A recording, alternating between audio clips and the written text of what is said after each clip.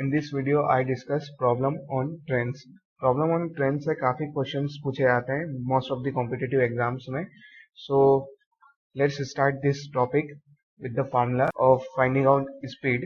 The speed is equals to distance divided by time. यहाँ पर हमारा जो डिस्टेंस है वो किलोमीटर में भी हो सकता है या मीटर में हो सकता है. वैसे ही जो हमारा टाइम है वो आवर या सेकंड में हो सकता है. So the unit of speed is kilometre per hour और मीटर पर सेकंड. यूजिंग दिस फॉर्मूला हमें अगर कोई भी क्वेश्चन में दो क्वांटिटी गिवन है तो हम थर्ड क्वांटिटी को फाइंड आउट कर सकते हैं. जैसे अगर हमें डिस्टेंस और टाइम गिवन है तो we can find out speed by distance divide by time. If question में आपको डिस्टेंस गिवन है और स्पीड गिवन है और आपको टाइम फाइंड आउट करने का बोला है तो हमारा टाइम हो जाएगा यहाँ पर distance divide by speed. Similarly अगर आपको डिस्टेंस फाइंड आउट करना है और स्पीड और टाइम दिया हुआ है तो डिस्टेंस का फॉर्मूला हो जाता है स्पीड मल्टीप्लाई बाय टाइम. इस एक फॉर्मूला से हम कोई भी थर्ड क्वांटिटी को निकाल सकते हैं अगर rest of the two quantity है वो आपको क्वेश्चन में गिवन है तो. 1 किलोमीटर में 1000 मीटर होते हैं और 1 आवर में 60 मिनट या 3600 सेकंड होते हैं. अब अगर क्वेश्चन में आपको जो स्पीड है वो किलोमीटर पर आवर में दिया हुआ है और उसे आपको कन्वर्ट करना है मीटर पर सेकंड में. तो किलोमीटर पर आवर को जब हम मीटर पर सेकंड में कन्वर्ट करेंगे तो मीटर पर सेकंड में किलोमीटर पर आवर को कन्वर्ट करने के लिए हमें जो गिवन वैल्यू है उसमें 5/18 का मल्टीप्लाई करना होगा. 5/18 हमारा कहाँ से आया? देखिए 1 किलोमीटर में 1000 मीटर होते हैं और 1 आवर में 3600 सेकेंड होते हैं. सो 1 किलोमीटर की जगह पे हम 1000 मीटर रखेंगे और 1 आवर की जगह पे हम 3600 सेकेंड रखेंगे. 1000 when divided by 3600 we get 5/18. So kilometre per hour value को अगर आपको मीटर पर सेकेंड में कन्वर्ट करना है तो आप उस वैल्यू में 5/18 का मल्टीप्लाई कर दीजिए तो आपका जो रिजल्टेंट वैल्यू होगा वो मीटर पर सेकेंड में कन्वर्ट हो जाएगा. वैसे ही अगर आपको मीटर पर सेकंड में स्पीड गिवन है और आपको उसे किलोमीटर पर आवर में कन्वर्ट करना है सो किलोमीटर पर आवर में कन्वर्ट करने के लिए आप 18/5 का मल्टीप्लाई कर दीजिए गिवन वैल्यू में तो जो फाइनल आंसर होगा वो किलोमीटर पर आवर में कन्वर्ट हो जाएगा. Now moving further, the train passing pole tree etcetera. जब ट्रेन कोई एक स्टैंडिंग पोल ट्री इसको पास करती है इस तरह के क्वेश्चन एग्जाम में पूछे जाते हैं. तो इस टाइप के क्वेश्चन को किस तरह से सॉल्व कराया जाता है? When a train is passing a pole tree etcetera.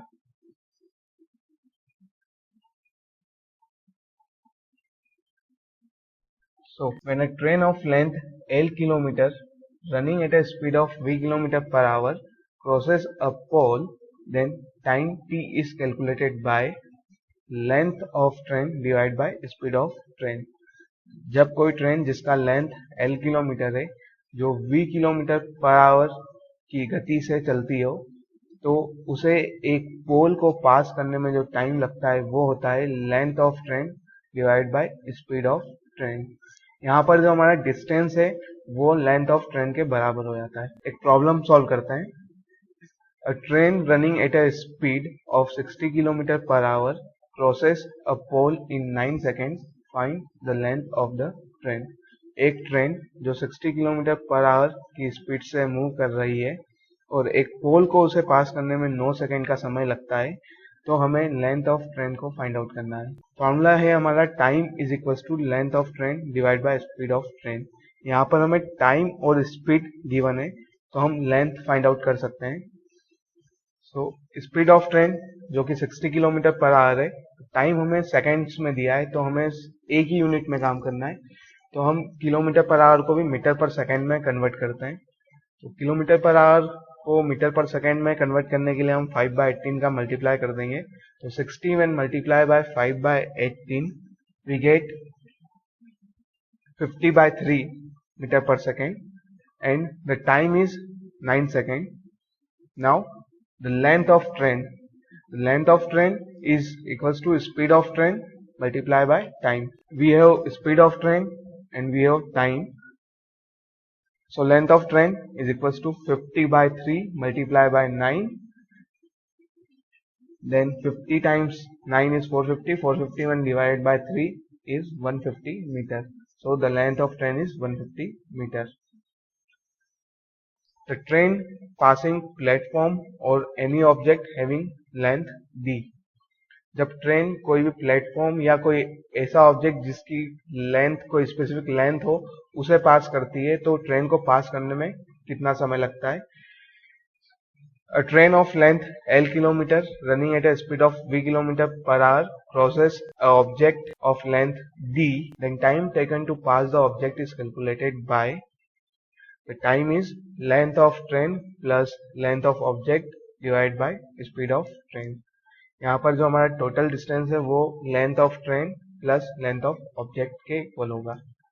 सो जब L किलोमीटर की ट्रेन जो कि V किलोमीटर पर आवर की स्पीड से मूव कर रही हो और एक ऑब्जेक्ट जिसका लेंथ D है उसको पास करती है तो उसे पास करने में जो समय लगता है वो होता है उस ऑब्जेक्ट का लेंथ प्लस ट्रेन का length divide by speed of train.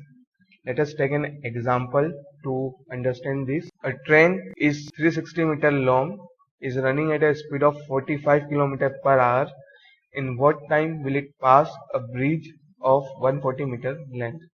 एक ट्रेन जो 360 मीटर लॉन्ग है और उसका स्पीड जो है वो 45 किलोमीटर पर आवर है तो एक ब्रिज जिसका जो लेंथ है वो 140 मीटर है उसे पास करने में उस ट्रेन को कितना समय लगेगा.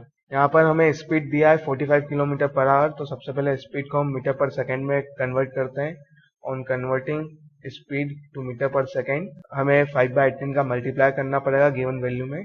सो 45 मल्टीप्लाई बाय 5/18. सो कन्वर्ट करने पे हमें जो वैल्यू आएगी वो आएगी 25/2 मीटर पर सेकेंड. अब लेंथ ऑफ ट्रेन भी हमें गिवन है जो 360 मीटर है और लेंथ ऑफ ऑब्जेक्ट जो यहाँ पर ब्रिज दिया हुआ है तो length of bridge is 140 metre. Time taken to pass the given object or the bridge is length of train plus length of object divided by speed of train. So time taken is 360 plus 140 divided by 25/2. 360 plus 140 is 500 और 25/2 से जब हम उसे divide करेंगे तो हमारा जो 2 है ये न्यूमरेटर में चले आएगा. सो 500 मल्टीप्लाई बाय 2 डिवाइड बाय 25. इसको जब सॉल्व करेंगे हम 1000 डिवाइड बाय 25 इज 40 सेकेंड्स. यहाँ पर हमें ब्रिज दिया है. ब्रिज के यहाँ पे प्लेटफॉर्म हो सकता है या कोई अदर ऑब्जेक्ट भी दे सकते हैं वो और उसका आपको लेंथ यहाँ क्वेश्चन में गिवन होगा. क्वेश्चन को किसी भी तरह से फ्रेम करा जा सकता है बट आपको दो क्वांटिटी दी जाएगी. दो quantity in the sense total distance जिसे हम length of object plus length of train बोल रहे हैं और टाइम अगर दिया है तो आपको स्पीड पूछा जाएगा. अगर आपको स्पीड और टाइम दिया है तो आपको टोटल डिस्टेंस पूछा जा सकता है. इस तरह से आपको कुछ भी दो क्वांटिटी या तीन जैसे यहाँ पर जो बेसिक फॉर्मूला यहाँ पर देखा जाए तो यहाँ पर आप 4 क्वांटिटी का यूज कर रहे हैं तो कोई भी 3 चीजें दी जाएगी और आपको चौथी चीज पूछ ली जाएगी. Now moving further, when the train crosses another train moving in opposite direction.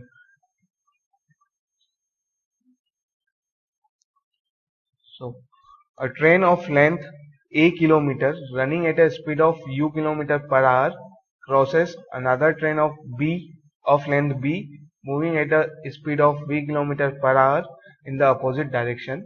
Then the time taken to pass the train is A plus B divided by U plus V, where A plus B is equals to sum of the length of trains. दोनों train का जो length है उन दोनों का सम यहाँ पर A plus B है.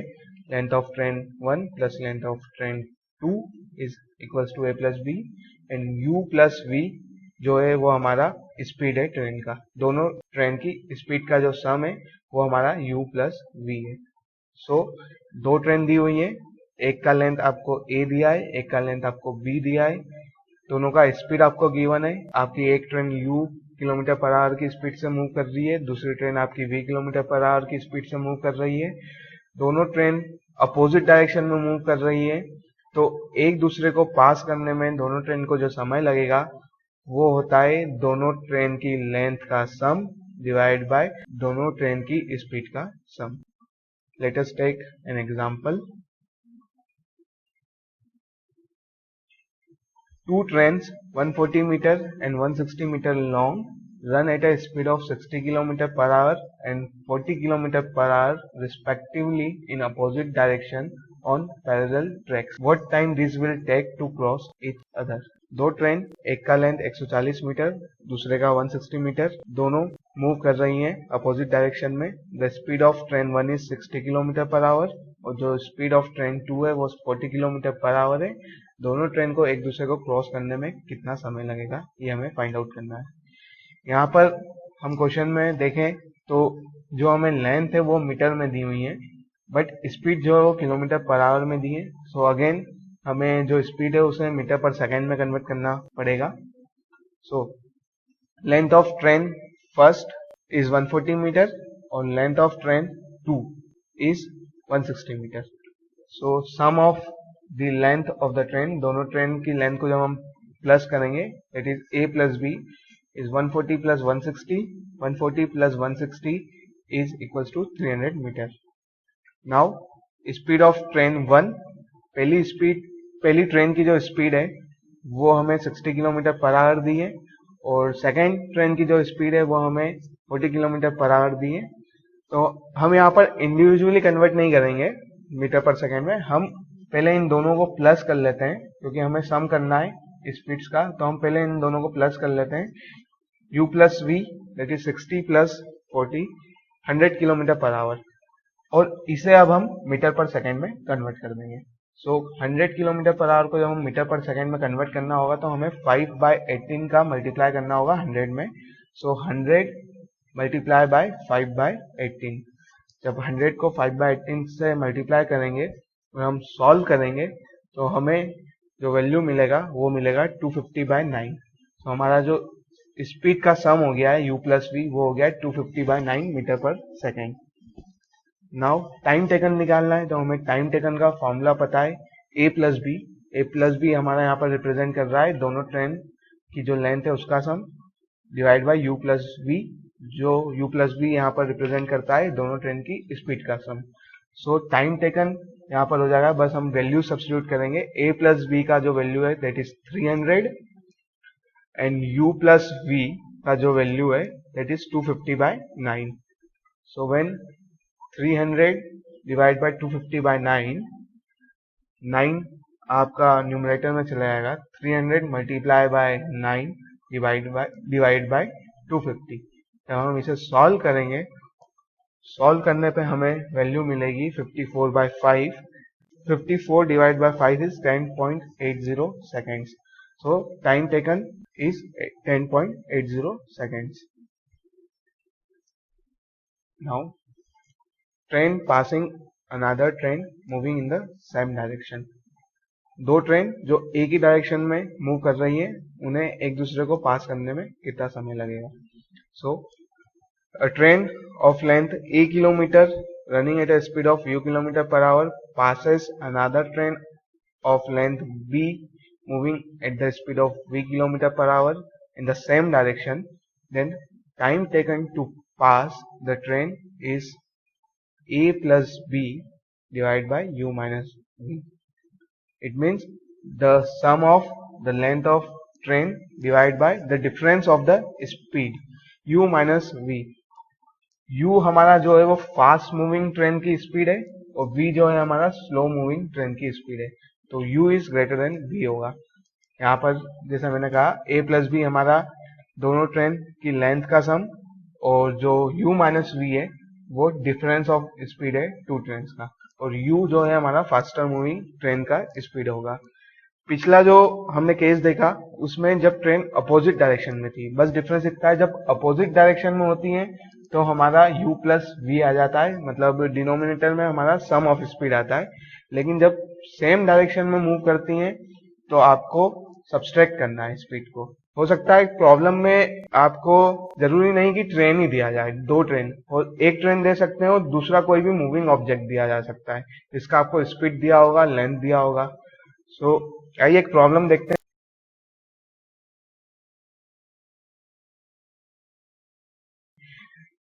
How many seconds will a 500 meter long train take to cross a man walking with a speed of 3 km per hour in the direction of the moving train if the speed of the train is 63 km per hour? एक train जो 500 metre long है, जो 63 kilometre per hour की speed से move करती है और एक मेन जो मूव कर रहा है 3 किलोमीटर पर आवर की स्पीड से, तो उस ट्रेन को, उस मेन को पास करने में कितना समय लगेगा अगर दोनों एक ही डायरेक्शन में मूव कर रहे हैं। तो यहाँ पर ये देखिए कि यहाँ पर मेन दिया हुआ है, तो लेंथ ऑफ मेन नेग्लिजिबल, यहाँ पर गिवन भी नहीं है। अगर आपको कुछ गिवन होता तो हम उतना लेंथ कंसीडर करते हैं। सो लेंथ ऑफ ट्रेन हमें गिवन है 500 मीटर, लेंथ ऑफ मेन जो है वो 0 हो जाएगा। मेन की जगह पे बस भी हो सकता है, बाइसिकल भी हो सकती है, कोई दूसरा ऑब्जेक्ट भी हो सकता है, और हो सकता है क्वेश्चन में उसका लेंथ गिवन हो। The sum of the length a plus B, तो 500 प्लस 0 500 ही होगा। अब स्पीड अगर देखें तो स्पीड ऑफ ट्रेन जो है हमें 63 किलोमीटर पर आवर दिया है, स्पीड ऑफ मेन जो है वो हमें 3 किलोमीटर पर आवर दिया है। Now the difference of the speed of train and the speed of main, that is 63 minus 3, 60 kilometre per hour. इसे हम मीटर पर सेकंड में कन्वर्ट करेंगे क्योंकि हमें आंसर जो है सेकंड्स में निकालना है। तो 60 किलोमीटर पर आवर को हम जब मीटर पर सेकंड में कन्वर्ट करेंगे तो 5/18 का मल्टीप्लाई करना होगा। तो 60 multiply by 5/18, when 60 multiplied by 5/18 we get 50/3। okay, now using formula जो कि हमारा time taken is equals to a plus B, that is length of train 1 plus length of other moving object divide by the difference of speed, ये होता है। तो यहाँ पर हम वैल्यू सब्स्टिट्यूट करते हैं। a प्लस बी का वैल्यू जो है हमारा 500 है और u माइनस v का जो वैल्यू है हमारा 50/3 है। तो ये वैल्यूज को जब हम सब्स्टिट्यूट करेंगे यहाँ पर, तो time is equals to 500 divide by 50/3। जब 50/3 से डिवाइड करेंगे तो 3 हमारा न्यूमरेटर में मल्टीप्लाई हो जाएगा। तो 500 मल्टीप्लाई बाय 3 डिवाइड बाय 50, तो 50 times 10 is 500 and 10 multiplied by 3 is 30. So our answer is 30 seconds.